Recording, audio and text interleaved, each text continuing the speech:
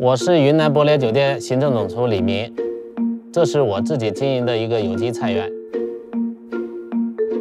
今天就用菜园里的新摘的空心菜为大家炒一盘时蔬。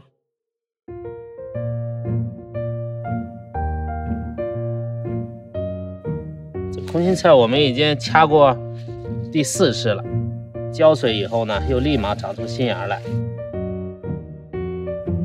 那这个空心菜呢，我们现在呢把它掐短。其实很多朋友啊都问我这个空心菜怎么处理不容易变黑。今天我就教大家做一个很简单的方法，又保持了这个空心菜的一个脆爽一个口感，又不容易变黑的一个方法。我们把它掐好以后，等一下会把它用开水去烫一下。水涨以后呢，我们倒入锅中，焯青菜的时候也会放一点油或者盐。这样的呢，青菜呢也会有油的一个亮度。今天我们就简便一下，不用放了。好，我们这道菜呢不用烫太久，我觉得开锅有个30秒左右就 OK 了。我们再把它过下凉水，这呢还保持一个青绿色。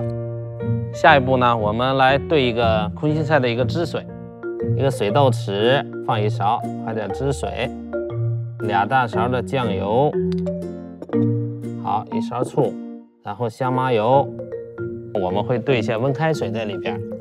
那我们这个汁水呢就调好了，我们把这个空心菜再把它捞出来。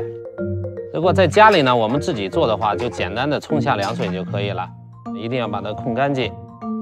做一些生的蒜末，把它放在这个菜上面，切点葱花撒在上面也可以。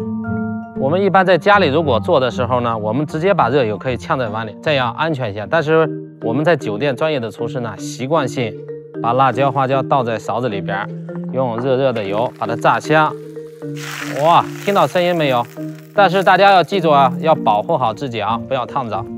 那我们现在可以把汁水淋在我们的菜，不要淋在上面，我们尽量给它淋在边上。